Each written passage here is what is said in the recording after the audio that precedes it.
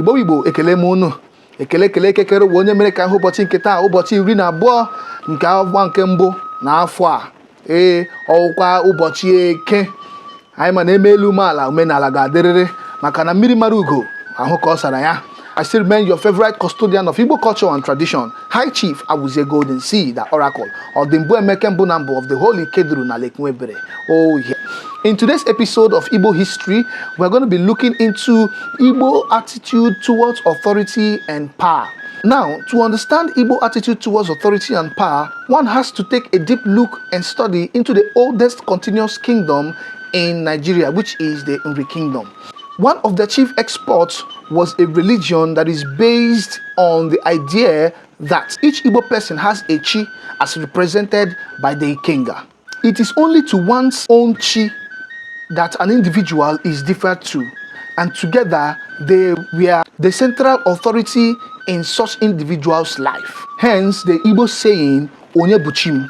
So, if you are not a person's chi, you don't expect to be seen as a superior or treated as such. So that is the main difference between Igbos and non-Igbos. And the reason why to non-Igbos it may appear as if Igbos do not respect authority or that Igbos are rebellious. But Igbos still tend to respect the wisdom, honesty, and integrity of leaders.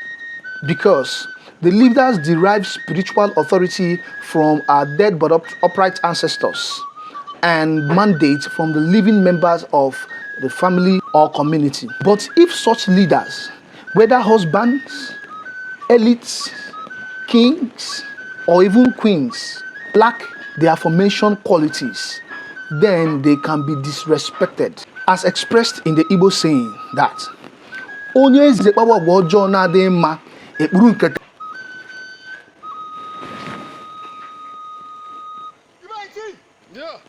However, since the decline of Nri and the rise of neighboring feudal powers like Benin and later British conquest, Igbo culture has been heavily influenced by feudalism because there are millions of Igbos residing in non-Igbo societies in Nigeria where they learn and assimilate certain non-Igbo practices such as bowing down to authorities that are inconsiderate and abusive, just in a bid to become less Igbo, since their Igbo-ness is often the reason they are misunderstood or even vilified. Now, after the war, the Igbos adopted more of these non-Igbo attitudes towards authority and power, which I personally think is absurd, because we don't have to appease the sensibilities of others. They are not our chi. And if we are truly one Nigeria, then non-Igbos should make efforts to learn, understand, and respect Igbo people and their culture, instead of always trying to tell us who we ought to be. Now, this video is sensitive in this period that is highly politically saturated. It is a wake-up call for you to rise up and speak against every authority that is abusive, every authority that is not people-centered, every authority that is not for the good of the people. Currently, a lot of non-Igbos are living in this level of existential awareness where they now know that no one is another one's chi.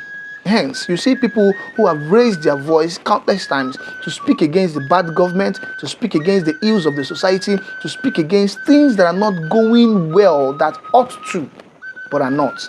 But the big existential question to Igbos right now is, how much of Igbo are you now?